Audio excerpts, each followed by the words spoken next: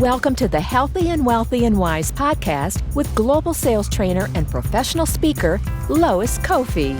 Each week, it is her goal to share inspiration and education for you to be, do, have the best health and wealth and wisdom for your life. Well, all right. Happy Friday. It's that time again. Welcome back, everyone. Super excited. Coach Lois here, podcast host, tuning in live from, Cabo San Lucas. So I know some of you guys are probably jealous. I didn't want to do the show poolside with drinks because I figure you wouldn't be able to focus on the big value and content we're going to get from our amazing guest today. So if you're tuning in for the first time, I just always like to say welcome.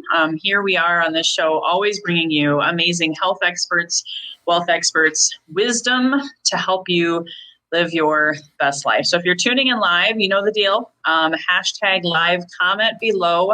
Where are you tuning in from? And if you're finding us later in iTunes or if you're finding us later in Facebook, join my community at healthyandwealthyandwise.com. You'll also get to see the recording and then, of course, can join our Facebook community to meet our amazing guest today. All of my guests are inside of my community, so I do invite you to come in and connect because we have an amazing group of positive, like-minded, supportive people who are here to, as the Prince would say, get through this thing called life. But not only get through it, be able to really thrive through it. And I'm super excited. I'm just going to go ahead, reminding you guys too, if you see value, hit the share button, whether it's on the replay or the live. And after a little while, if you have questions, please comment below with the questions so I can ask our amazing guest today, what your burning questions are, what you would like to learn. So I am excited because if you haven't heard of Tracy Brinkmann before, his name came to me last year as like one of the best guests, one of the best podcast hosts out there. And he was kind of like a legend. So I was like, oh my God, I got to have this guy on my show because I just heard so many good things about you, Tracy. And Tracy is a business coach, success coach. He's also, like I said, a podcast host. You're going to check out Driven Dark Horse Entrepreneurs. I'm actually going to be a guest fairly soon, I think. So excited to be on there. He's all the way from Wisconsin. Being a former Midwesterner, I love to always say that. It's just so fun. And he loves motorcycles and Prince. So we're going to be talking about Prince later. And so I'm going to just turn it over to you, Tracy. Thank you so much for being here today. I'd love for you to share your story because you have a powerful story. So take it away. Well, first off, thank you for saying Wisconsin right? That's very important. That's more important than ever getting anyone's name right. Just make sure you say it right. It's like, Minnesota, right? You got to say it like that too. My story, sure. is, sure, you betcha. My dad was born and raised in southern Minnesota, so I grew up with that a lot, and that actually pivots right into my story. Is one of the cool things about me growing up was my dad was a 23-year United States Army veteran, right? So I was lucky enough to grow up all over the United States, from the Midwest over to the West Coast, mostly in northern Washington. Spent a total of probably 6 years growing up in Germany, which was really cool because I'm of German heritage. So I grew up speaking the language in the house, talking to grandma and grandpa. So when we were over in Germany, it was just natural for me to get out there and be able to talk to folks, which really and it brought a lot out of me, right? I didn't feel like, I'm in a foreign country and what do I do? Right. Plus, my dad was one of these guys. If you think about the cliche military sergeant, that was my dad, right? Big barrel of a man. He was 6'3", looked like he should have been a linebacker, but just a cuddly teddy bear. So this moving all the time probably brought out my sense of humor, my willingness and just really desire to connect with people at past that superficial level, past the hi, how are you, what's your name kind of thing. Really get to know them and make jokes about them, get to know them better to again build that connection. And so my dad retires. I'm probably in my early teens. Actually, I was in my early teens, and we settled into Southern California. And I was mentioning to you earlier before we started this that I used to be a SoCal boy. And what was good and bad about that was I went from a very structured environment. It wasn't like super disciplined, but when you're in the military, there's a structure for everything, right? To, as you know, probably one of the most liberal places, not just on the planet, but certainly within the United States, the Los Angeles area. So I went freedom. Right about the same time, a young man is beginning to test the boundaries of his parents and society anyway. Oh, talk about the double whammy. I started, hanging out with kids I probably shouldn't have been hanging out with, which was further driven by the fact that I was learning in this new school I was in Southern California, stuff I had learned 2 and 3 years ago. So I was now bored in school. I was always a good student, but now I'm bored. Like, started skipping, hanging out with these kids, going surfing, doing things I shouldn't have been doing, and that afforded me the opportunity to check myself. And it got to the point where I was borrowing cars that weren't mine. Okay? Let's just be honest, right? I'm just going to put it out there. I was doing really naughty things. And, stole the car. I was sitting in front of a school. Cop comes over and says, what you doing here? Now, here I am. I'm probably 19 at the time, or 18 at the time, sitting in front of an elementary school waiting for a friend so I could drive them home. Talk about looking sketchy, right? So someone called the police. Hey, there's this guy sitting out there, and I called my mom and dad from jail. Hey, can you come get me?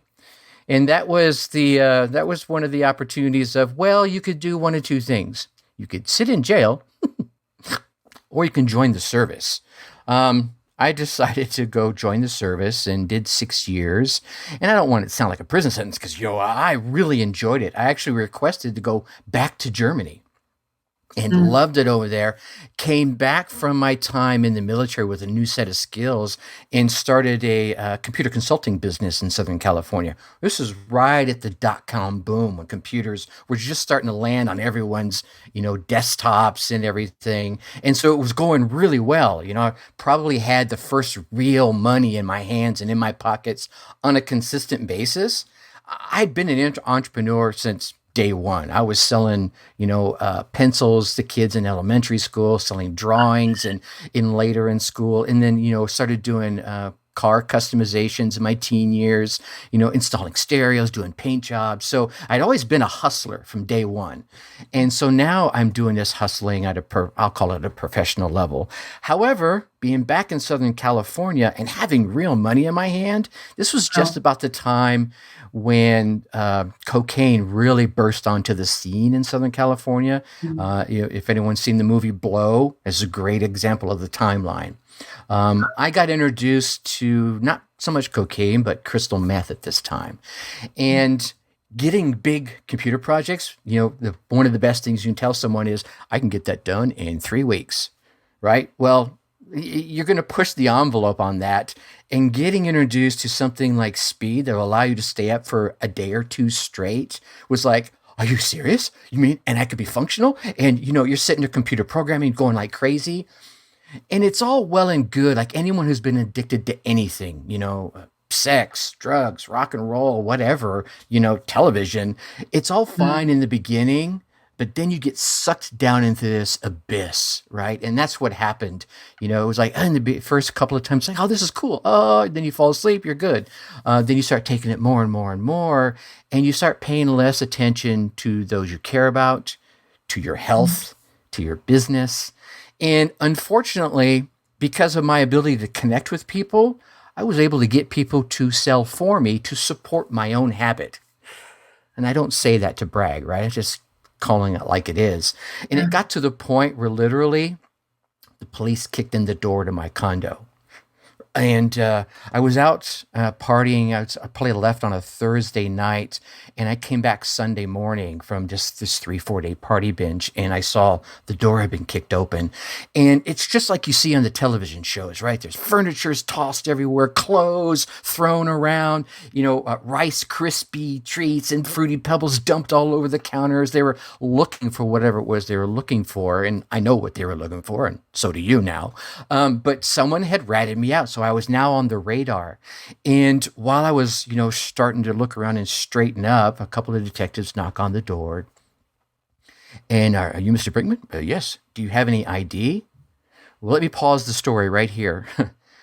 That Thursday, before I went out and started the party binge, a buddy of mine, I call him a brother at the time, we went to the firing range. And I didn't own any weapons, which is probably a bad thing to have when you're in this environment. Um, Mm. and so when we were at the firing range, I was having such a great time shooting. He had a 357 Magnum and this 45, just some really nice weapons. And I was having such a good time. He said, "Hey, do you mind if I hold on to these? And I want to come back to the firing range either Friday or Saturday." He said, "Sure, no problem." And I never made it back to the firing range, and they were in my briefcase with my wallet. Now let's take you back to where the detectives had asked for you. "Do you have any ID?" "Sure, it's right over here in my wallet, in my briefcase." I wasn't thinking straight, obviously drug induced. I go and I open the briefcase, and I probably got the briefcase 4 inches open. One of the detectives yelled "gun," tackles me down, instantly handcuffs me onto my couch, and I don't blame him. I don't blame him. If the roles were reversed, I'd have done the exact same thing, right? So they take me down to the police station, and I get peppered. Actually, they leave me in the holding cell for a couple of hours easily. They get me into an interrogation room, and they asked a lot of questions that they should not have known the answers to. They were like, "How do you know that you're?" I'm sitting there thinking in my head, how do they know these names? They knew way too much about the circle I was running in. And I refused to say anything, acknowledge any names, anything like that. I was willing to go to jail for the mistakes I had made. I had no problem with that. And I wasn't going to give anybody up in the process. And they finally let me go. And I'm on my walk home, which was probably a good hour and a half walk from Anaheim police headquarters to where I lived. And I was thinking of this voice of my father in my head, who was always a family first guy, family first, family first. Well, add another layer of complexity to this. I had a 4-month-old baby when this happened. And I'm walking home and I'm thinking, family first, you are an asshole. Right? It's not just you anymore.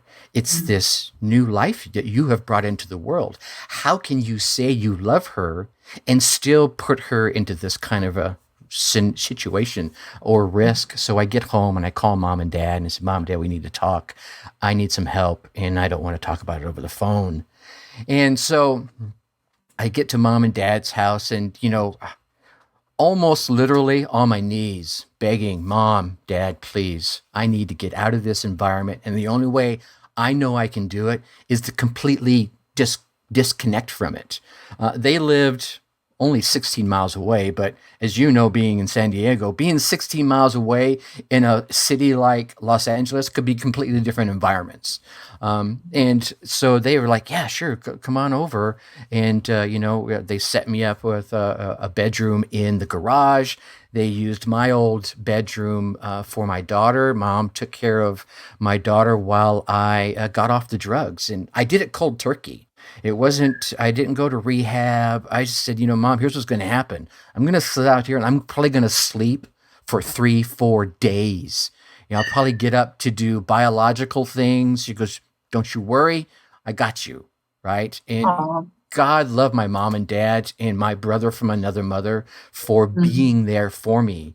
And for anyone who's maybe listening now or listen to the future episodes of this, if you're in a situation like that, reach out to anybody you trust, because going it alone, super, super tough. I'm not saying you can't do it. You could. It's just going to be super, super hard. And if it hadn't been for my mom and dad, I know I wouldn't have cracked out of it. And the other side of that is I had this great skill set. So now I'm clean, right? Let's say it's 3 weeks later. It probably took me a good 3 weeks to really get to the point where I'm getting up and being functional again. And I still had this great computer skill set, but I had taken such a kick to the head, right? Emotionally. My self-confidence was dashed. So rather than go out and risk didn't I see you out there selling drugs on, at the club the other nights? As I was trying to entertain, new jobs in the computer industry, I just went out and started doing things like working in warehouses. Going to those temporary agencies and working in an office and anything like that to build my self confidence back up. And after about, I don't know, it was probably about 8, 9 months of doing these various roles, I felt good enough to put myself back out in the market. But I was still risking, I was concerned about the highs and lows that come with entrepreneurship. We all say, oh gosh, and the fact that I had this daughter. So I put myself out in the corporate America market, landed a great role at the Coca-Cola company, which started my corporate America climb. And the good piece of that is, I want to say the rest of that is history. I mean, I worked for them for like 12 years, rocketing up, going out to working at their headquarters in Atlanta, and it's learning so much along the process. And I'm not sure if we want to dig in anywhere. I mean, there's obviously more to the story, but I don't want to sit here and babble and bore anyone. There's the piece later on where, I lost my 18-month-old daughter, which was probably the next major dip in my life that was like, oh my God, are you serious? What else can happen? But there are lessons from all these things if you're willing to look at them, right? If I pause for a moment and I've done the reflection, and anyone who's done that, the self-help or the self-development or that internal look at themselves, like Michael Jackson says, the man in the mirror, it's not easy. If you're honest with yourself, it's not easy. It never is, and it's not meant to be easy. But the thing is, you can learn so much. And when I took the time to look back into that black hole of time when I was into the drug scene and how much I gave up and the risk that I put my family in, not just my daughter, myself, but obviously it could have bled over into my brother and my parents as well. And why? The answers that came out of that gave me a whole new trajectory and started me on this awesome path, which helped me on I'll call it a meteoric rise at Coca-Cola, only to be, slapped in the head again with, God, Allah, whatever power you believe in, bringing into my world my second daughter, Krista, but she was born with a distended abdomen, which basically means she had this huge tummy that was a result of one of her arteries not developing enough to develop her intestinal tract. You and I, when we were born, we may have had 200 centimeters of intestinal tract. She was born with 12. So she did not have enough intestinal tract to absorb the nutrition that she needed, through, normal eating. In the first 3 months of her life, she went through 6 major surgeries. And they did everything they could to stabilize her. They even took the intestine and split it up. And for those watching the video, if you've ever seen an intestine, all the arteries are all it's this maze of things. But there's a way they were able to split it up, form 2 smaller tubes and connect those tubes end to end. And they were hoping that would give her enough surface, because that's your small intestine is where you absorb those nutrients. It still wasn't. So now they get her stabilized and they get her on the organ donor list. Meanwhile, Tracy has found his passion for public speaking and is out there telling anybody who's willing to listen, and a few that weren't willing to listen, about the benefits of being an organ donor. And that started my getting out and being in the public eye, being a speaker out in the open. Went through Toastmasters and the whole 9 yards anyway. And sadly, you already know the end of this story. She was doing well. We were waiting for her to be, get her organs. And one of the aides at the hospital up in Pittsburgh, where they had moved her to, because that's where the operation would take place, one of the aides lost control. It was holding her on her hip and slipped, and she literally fell on her head. So here this poor baby is fighting all this shit in her life, right? Her body is just doing everything it can to keep her alive. And one of the things, and I want to backtrack just for a minute, one of the operations that she went through was to install this thing that's called a TPN line, which is total parental nutrition. And literally it's a line that was surgically implanted right above her heart. And this fluid that would come out would be all the raw nutrition that we need as humans to live. So this is being pumped into her because, like I said, she couldn't eat enough to take it in. And so the body, being this amazing tool that it is, as we all know, says, oh, well, you don't need me to filter anything, so you don't need this liver, right? So now her liver starts deteriorating. So now she needs a liver and a small bowel transplant. And she's looking all, well, she actually looked like she was tan, but she was jaundice, right? So she had this tan skin, bright blue eyes, and this golden hair. She looked like the Gerber baby. No exaggeration. I'm obviously, biased. She was a beautiful child, right? And everyone that saw her saw that, and everything was interesting to her. But after the fall and the contusion on her head, this big banana shaped contusion on her head, she started going downhill really fast, and that was about 17 months in. And anyone who's a parent will get what I'm about to say. If you look at your child, you know something's wrong. It may be emotional, it may be physical, it may be just their mood, right? But you know there's something wrong. You may not know what it is, but you can feel that. Well, I flew up from Atlanta to go see her one weekend, which we did most of the weekends. And I walked into her room, and that's the feeling I got. There's something wrong, right? And over the course of the day, right, I could always get her to laugh. It was just one of the things I always felt good about being able to do. No luck. So when the doctor comes in on his rounds, I asked him, if you had the organs right now, would she survive the operation? I got a lot of hemming and hawing, a lot of doctor speak, and literally, no joke, grabbed him by his white coat, pulled him into a janitor's closet down the hall, and closed the door. I said, look, it's just you and me, right? There's no hospital administrator, no insurance companies. I need a real answer. And I re-asked the question, and I finally got an answer. It was like, no. Okay, not the answer I wanted, but at least now I got a baseline, right? Right. All right. Okay. So do you think her health would improve to the point where she could survive? A little more him and hawing, but finally, again, he didn't believe her health was going to improve. Actually, he felt her health was going to continue to deteriorate because she was struggling so hard just to stay where she's at. All right. Now, at this point in time, she's on a respirator, and that's the thing that's keeping her breathing. So here's the question. Do you leave her on the respirator? And this is a reflection moment for everybody.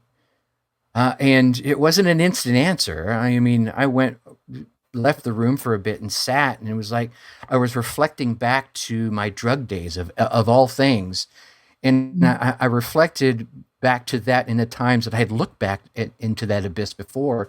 And I thought to myself, one of the big faults that got me into that trouble was my selfishness, right? It was all about me. It was all about me having fun, me making money, me doing this, me doing whatever. It was me, right? And I needed to turn away from me and start looking at, the future, my daughter, my family, my legacy, whatever you want to call it. And so sitting down in that bench, rethinking about this, if I kept her here on the respirator, it would be for me. Right? It would be so I could come see her beautiful face. It would be so I wouldn't miss her, so I wouldn't hurt, even though she was in pain, dealing with everything she's dealing with. So it felt selfish to keep her here. And this is a personal question that anybody faced with, whatever choice you make, God love you, I respect it. Hope you never have to make it. I've known many people that I've disliked. I've never disliked someone so much to want them to have to face this, right? So made the tough choice, had them remove the respirator, wrapped her up in her favorite blanket, and literally rocked her to sleep one last time. And sorry, it was a blessing and a curse, right? Like I was saying, I would never wish this on anybody. But for me, it was a blessing because I got to be there to tell her, thank you for all the amazing things that you've taught me. All the things, sorry, I may have missed otherwise. To look at the world through new eyes. If anyone's seen E.T., you remember the scene where he sticks his finger out to touch and it's glowing? Well, she had a very similar thing. Every time she saw something new in her world, whether it was a piece of food, a toy, even a pet, if it was brand new and she'd never seen it before, she'd reach out with that one finger and she would touch it before anything else. It was very tentative. It was very, oh, okay, it's good. And then once she touched it and it was safe, it was in her mouth like any other baby, right? Playing with it, whatever else. And it was watching her go through these things and thinking to myself, my God, look how she looks at the world, right? How people see her. She's going through all this shit in her life. And people are all like, oh, you're so beautiful. And she's all smiling out at you, right? And, so I told her, thank you for showing me how to see the world through these type of lenses, that I was going to do her the honor to try and share that out via my life with anyone who's willing to listen, and probably a few that aren't willing, right? And so that's what I continue to do to this day. And the only other thing that has happened, I'll call negative in my world, would have been a very toxic relationship. The mother of Krista, after this, held a lot of things in, where I was letting a lot of things out through creativity, through anything, through my work. I mean, I threw myself in my work and into personal development, and that kept me from going back to that selfish path. That's my view, my opinion. And so she's doing this path that she was already on. And meanwhile, 1 degree at a time, I'm going over here. Next thing you know, we're almost polar opposites, and at each other's throats all the time, and the whole 9 yards. And, I finally had to realize, and anyone who's got a toxic relationship in their lives, I want you to hear this. You're worthy, right? So many times we think, oh, I have to stay there through this relationship for the kids or for the finances or because I love them. Or no, right? You gotta love yourself first. And I realized I was worth more than what I was getting and how I was being treated in that relationship. So it was like, I walked up to her one time, I don't think I can do this anymore. And she goes, yeah, I don't think so either. And it was like, what? It was, that part of the separation was the after effects of it were not easy, but the moment that I dreaded was saying, I don't think I can do this anymore, was really easy. Went our separate ways, and then the whole ugly divorce battle ensued. But that was big roller coaster dip number 3, and since then, life has been pretty freaking awesome, if you ask me. Right? Oh my gosh, Tracy, this is so powerful. You gave so much, and I feel like I'm going to have you come back on for another show just to unpack the power. I wrote some words out. I love when you said you are worthy. A lot of times I think a lot of people live in fear, and you talked about Absolutely. Addictions earlier, and I did a podcast episode about that. Society is addicted to fear. We're surrounded by those options, right? Whether it's drugs, alcohol, worry is an addiction. Yeah. It's not just about the quote unquote the bad things. Sure. So if you haven't already, have you heard of this book, When Anxiety Becomes an Addict? No, I have not. I'm actually going to write that down right now. You just reminded me of that, and I share that with because we face our demons all in different ways. We numb out in all different ways, whether it's social media, addiction to the phone, right? It's sitting right here next to me at all times, and we use those things as avoidance mechanisms to understand what I believe you said was you are worthy. And so how, if you could summarize in the next 5 to 7 minutes as we close it out here, sure. If you had like three key things. Obviously, I heard you say a lot about the reflection.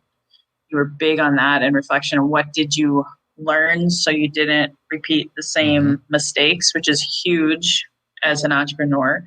But what else? Any quick, like one or two more like tips that people who are listening can go out and reflect upon? Hopefully you guys took notes and got a lot out of his story. You can learn so much. But is there like one or two more things that you would like to impart upon our entrepreneurs and anything else that you can share that they can go and take action on today? Absolutely. I think the first one you mentioned, obviously, is that reflection. And I think that reflection needs to become a habit, right? Because it's uncomfortable, right? It's not easy. But then again, if you're a 4'3" person in the ninth grade, right? Playing basketball is uncomfortable and isn't easy. But as you continue to play, I'll never make the slam dunk. But at least I can shoot the hoop and make some 3-pointers and what have you. It gets easier. So, continue to do it and make it a habit, because what you're going to find is when you go back and do it a second time or a third time, you're going to unearth new gems. So if I go back every once in a while and relook at those past trials and tribulations, and I still find new gems, right? You find I was selfish. I don't want to be selfish anymore, right? I need to look at the world through new eyes, and I don't want to do it anymore. And then I am worthy. I mean, those are like three right there. And I know when I do my annual review at the end of summer, I do it at the end of summer. I don't know why, but I'll find. And I'll work it into my life. It's just that part of so many people will do this in their business, right? How many times if you sat down, let's do our annual business planning. How did things go last year? What worked? What didn't work? Yes. Okay, good. Yeah. Up, light, left, down. We tried this. It didn't work.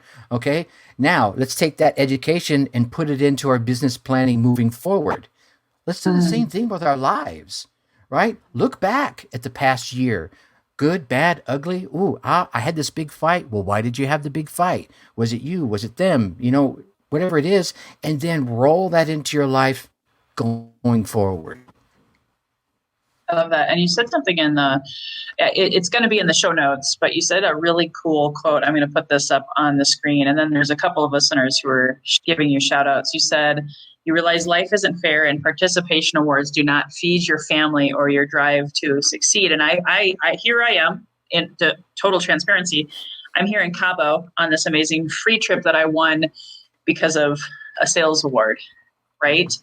And like many, last year, I had this huge awakening. I was on a hamster wheel, always going for success, always going for the next trophy, always going for the next trip, always those notches on our belt to fill maybe, a pain or a void or a trauma from my past life. We're looking for approval. So when I read that, that's what I get out of that. And 2020, it was an ass kicking year for me too. And I'm very humbled and just so appreciative of your vulnerability and transparency, because I learned I was faking it till I make it and always looking for that next award or success. So that's Absolutely. What I got out of what you shared today too. Anything else that you want to, share about why that's in your bio and why that's important for our visitor, our listeners to hear today? I think you wrapped it up there pretty good, because life's not fair, right? I mean, I can be on the outside looking at your life or someone else's life going, well, damn, she's got all the trappings that I want. Well, she worked for them. She earned them. She got out there and she busted her hump. The only reason you don't have it is because you're not taking the action and you're not moving yourself forward. It's very easy to quarterback from the couch, right? Oh, your team is losing. Well, if they'd have done this or if they'd have done that, well, we'd have won the game. Well, maybe not. Who knows? Get in there and play the game and find out. There you go. That's awesome. And just so you guys know, you can find Tracy Brinkmann at his website, darkhorseschooling.com. I know, Tracy, you have a really cool podcast program coming up. Do you want to give them a teaser about what's coming up for you? And obviously, you guys can go check out his website at darkhorseschooling.com. But speak on that really quick, and then we'll do our final wrap up. Sure. I've got, like I was telling you, probably about 2 weeks, maybe 3 weeks tops out. Got a podcast guesting course that's going to come out. So it's going to be all about doing what we're doing here, right? It's a great venue for getting your message, your content, your programs out there in the public. But there's a good way to do it and a not so good way to do it. So we're going to try and help people get educated on the good way to do it so they can leverage it, and as well as give back to the host that allows them onto their platform. So many people want to go on there and then say, thank you for your time, and then disappear from the landscape. Yeah, that's probably not a good way to do it. So I love it. Thank you for that. Because I didn't tell you guys this. Tracy, you've been podcasting since 2009, like before it was really yeah, huge, before it was right? cool. And why did you Yes. start a podcast? I mean, I know you went through Toastmasters. Obviously, you have a lot to share and a lot to give. But what made you start podcasting, and why did you call it Dark Horse? Well, this is actually my second podcast. My original podcast was Success DNA, and I started doing it as a way to share all the self-development and personal development, self-help tips and tricks that I had accumulated over the years since the loss of my daughter. All those things that kept me from going back to that dark place and started that rocket ride in corporate America. I mean, there was one phase in my corporate America career that I got 5 promotions in 3 years. So, and it was all from all these tips and putting them into action and executing against them. So I was like, you know what? I got to share this with other people. And that started that podcast. That ran for about 3 years.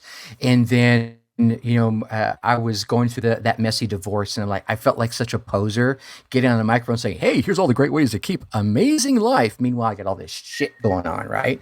So I hung up that microphone for a little while I got myself together. And not too long ago, I felt like, okay, it's time to pick up the microphone again, and I picked the Dark Horse Entrepreneur because I think we all feel like a dark horse at some time in our lives. And for me, that dark horse is that person that can win the race. They just have to get to the starting gate and go, right? They can get there. They can win place or show. You know what? Even if they come in last place, they still ran the damn race. They ran their race. They got out there and they got their rewards from winning the race. Even if that's just the pride to say, you know what? I ran the damn race. Right on. So that's why I picked the Dark Horse Entrepreneur. It resonated with me, and it seems to click with a number of other folks as well. I love it. As a former marathoner, and I just love that name too, because I believe anyone has the ability to overcome, like you've done so many times. And it is about that reflection, taking action, not analysis paralysis, and allowing fear to hold you back. I have one last question for you. I just want to give a huge shout out to our guest today, Sean Waite. I love this, live from tropical Minnesota. Not so sure about that, Sean, but thanks for sharing. We have Marianne Laporte. She's there out in amazing Philippines. Donna Willis, who's in Houston, Texas. So thank you guys for tuning in live. Just a couple of reminders and announcements. If you aren't already in the group inside of Facebook and you want to connect with Tracy and his amazing journey and his story and his powerful upcoming podcast guest course, come inside of Healthy and Wealthy and Wise. The water's warm. It's like Cabo every day inside of there, where you're really actually just having fun with a bunch of like-minded people. And of course, last but not least, and Tracy's really excited about this, I want to announce next Wednesday is the 5th anniversary of the death of Prince. How many of us remember where we were? I was in Walt Disney World with my son at the Buzz Lightyear ride, and I got the news. And like the rest of the day, here I am in the happiest place in the world. And I went up to total strangers and said, "Did you hear the news?" And I think I told about 50 people that day that Prince died. And I'm bringing on 2 people that worked with Prince, who were a part of his tribe, moved to Minneapolis actually because he lived there. And so how he touched many people's lives and, had his own journey with opioids. When we talk about addiction, it's everyone has gone through different experiences, no matter who you are. We're here to support and encourage you here in Healthy and wealthy and wise. So again, if you guys saw value today, please hit the share button. And with that, Tracy, I always ask a closing question for all of my guests, and I'm super excited to hear your answer. When you hear the phrase healthy and wealthy and wise, what does it mean for you, Tracy? Oh man, it actually goes all the way back to being mindful of what it is you're doing to move yourself forward. So are you eating the right things? And you know what? Don't get me wrong. I love me a good piece of cake. I love my ice cream, right? But if that's all you're eating, not very healthy, right? And then the wealthy part comes from, I think, what we were referring to earlier, just taking those steps and moving forward. I used to use the phrase in all my emails, think successfully. And then I thought, okay, that's only half the battle. So now, and for probably about the past decade and a half, I sign off like I do in my podcast, think successfully and take action. And therein comes the wise. Yeah. Wisdom is the application of that knowledge, not just keep on reading books and feeling good about it. That's an addiction. Personal development is also an addiction that I'm recovering on that. I feel ya. Awesome. Well, that was amazing. Thank you so much, guys, for tuning in. Today was a very powerful episode. Please, 2020 was a big year for a lot of people, going through a lot of the things that actually Tracy touched on today, and just remembering that ultimately you are worthy. You are enough. You are deserving of the best health, the best wealth, and of course, the wisdom to always look back, reflect, and course correct along the way. So until next time, guys, have an amazing week. See you next Wednesday for the Prince Tribute, 4 p.m. Pacific time. Bring your Kleenexes. It's going to be an extra long show, and we're gonna commemorate the man who touched many of our lives. Thanks for tuning in, guys. Bye-bye for now. Hey guys, thank you so much for listening to this episode. If you enjoyed this, please subscribe, refer a friend, and please drop me a rating or a review. If you do that, I'll reward you with a free 20-minute free coaching session on crafting your journey to your best self. Reach out to me at lois@loiscoffee.com to claim your 20-minute slot. Until next time, be healthy, wealthy, and wise.